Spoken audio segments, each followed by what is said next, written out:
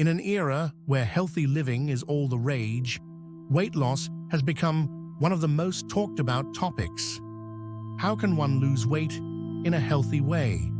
Is extreme dieting a good method? Many who have attempted to lose weight have heard the warning. Prolonged calorie restriction slows metabolism, increases the risk of binge eating, and often leads to regaining even more weight than before.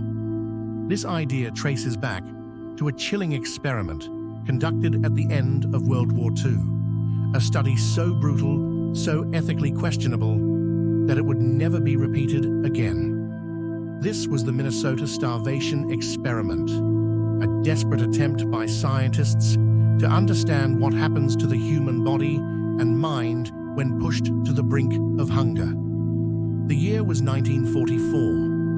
World War II was drawing to a close, but the devastation it left behind was just beginning. Europe was facing a new crisis: famine. Millions of civilians, caught in the crossfire of war, were now dying of starvation. But starvation wasn't just about weight loss. It changed people. It broke them. And as the Allied forces prepared to rebuild Europe, one question loomed. Could these starving people ever return to normal once food was available again? Dr. Ansel Keys, a professor at the University of Minnesota, convinced the US government to conduct an unprecedented study, a systematic experiment on human starvation. His goal was to understand the effects of prolonged hunger and, more importantly, to find the best way to rehabilitate those who had been starved. The experiment would be groundbreaking. It would also be hell. Finding test subjects was not easy. Most healthy young men were overseas, fighting in the war. But there was another group: conscientious objectors, men who refused to fight because of their moral or religious beliefs. They wanted to serve their country in a different way, and Dr. Keys offered them a deal. Help us understand starvation, and you'll help save millions of lives. Over 400 men signed up, believing they were participating in a standard medical study. After a rigorous selection process, only 36 were chosen. These weren't just ordinary men. They were highly intelligent, physically fit, and mentally strong. Some had IQs of 130 or higher. They were motivated by science, by altruism. They had no idea what they were about to endure. Phase 1 begins. In November 1944, the men arrived at the University of Minnesota. For the first 3 months, everything seemed fine. They lived in a dormitory beneath the university gymnasium, eating a balanced diet of 3,200 calories per day: steak, lamb, vegetables, even ice cream. Life was good. They exercised, attended university classes, and joked about how starving would probably just mean eating a little less food. Then, in February 1945, the real experiment began. The second phase. Overnight, their calorie intake was slashed in half. 1,570 calories per day, barely enough to sustain them. Their meals were no longer indulgent, but resembled the wartime diet of European civilians: potatoes, cabbage, whole wheat bread, and watery soup. Meat and dairy were rare luxuries. Their bodies weakened, but the worst was that their work and exercise routines remained the same. They were still expected to walk 35 kilometers per week and carry out daily tasks. Within weeks, hunger became a constant torment. The men stared at bakery windows, unable to look away from the food they couldn't have. Their faces grew gaunt, their ribs jutted out. Then their minds began to crack. Here comes the madness when hunger does strange things to people. At first, the men became irritable and depressed. Then they became obsessed with food. They talked about it constantly, dreaming of meals they could no longer have.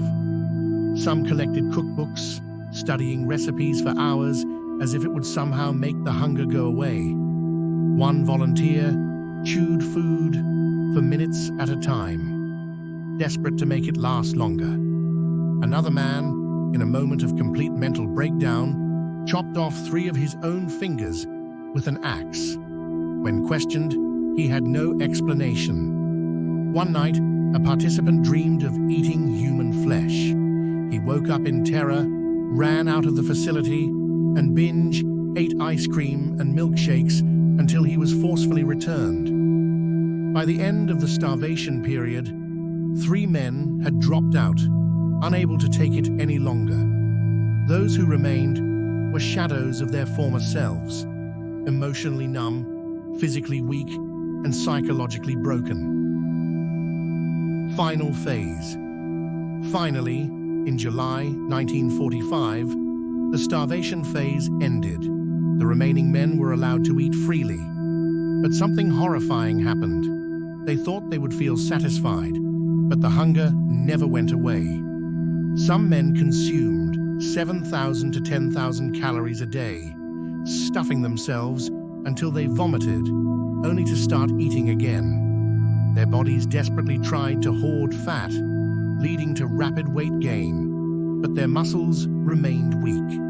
Even months later, some were still binge eating. Years later, many still had a broken relationship with food. Dr. Keyes had expected them to return to normal, but the damage, both physical and mental, was lasting. The Minnesota starvation experiment was the first and only systematic study on long-term starvation. It revealed terrifying truths. Extreme dieting doesn't work. It slows metabolism and causes the body to store fat more aggressively after starvation. Starvation destroys the mind. It leads to obsessive food thoughts, depression, anxiety, and even self-harm. Recovery isn't simple.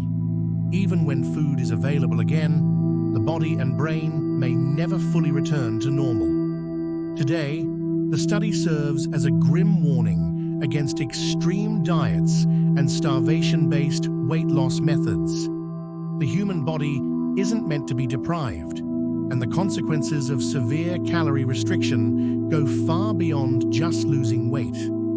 For the men who endured this year of hell, their sacrifice led to breakthroughs in understanding human starvation and recovery. But at what cost?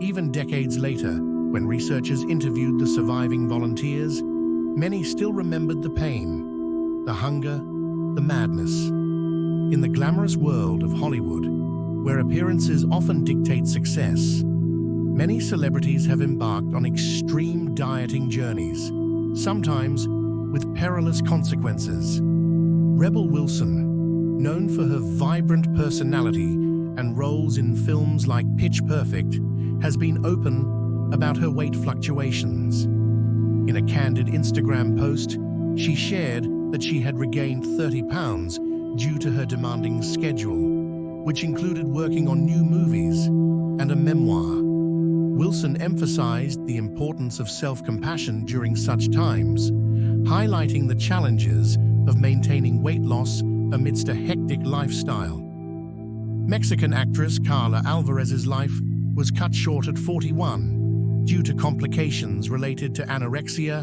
and bulimia. Her untimely death underscores the severe health risks associated with eating disorders, highlighting the need for awareness and intervention. Similarly, a Florida man in his 40s adopted an extreme carnivore diet, consuming only cheese, beef, and sticks of butter for 8 months. While he reported improvements in weight, energy levels, and cognitive functioning, this restrictive regimen led to alarming health issues. He developed yellowish nodes on his palms, elbows, and soles, and his cholesterol levels skyrocketed to over 1,000 milligrams per deciliter, far exceeding the healthy range of 200 milligrams per deciliter.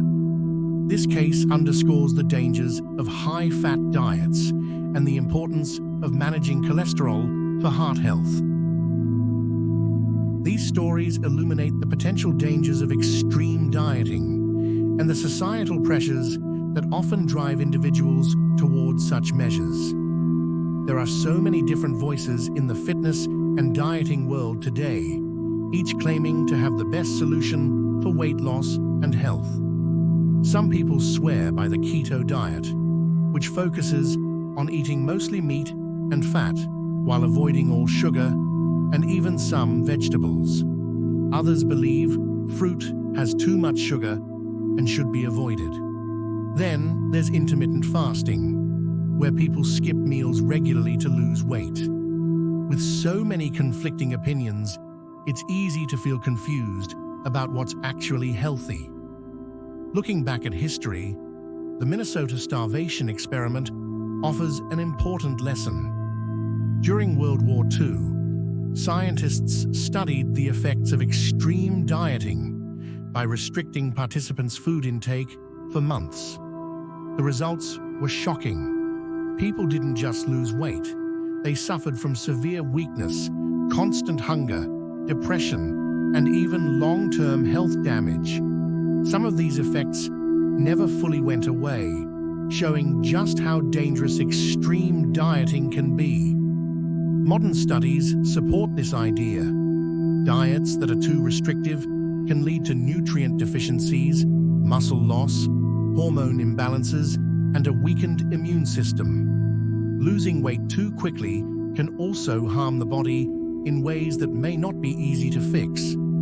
This starvation feeling is still felt today by bodybuilders, especially during their competition season when they have to shed their body fat and water molecules, as their body fat percentage drops to single digits, often below 7 or 8%.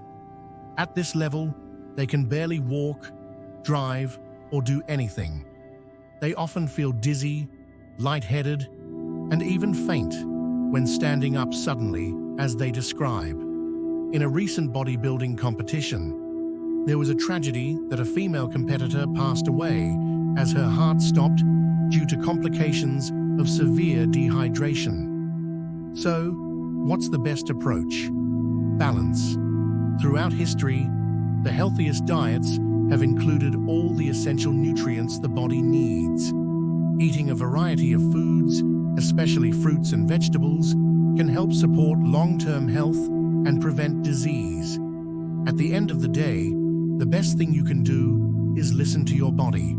If you want to try a new diet, it's fine, but pay attention to how it affects you. Some damage, as we learned from the Minnesota starvation experiment, may never fully heal.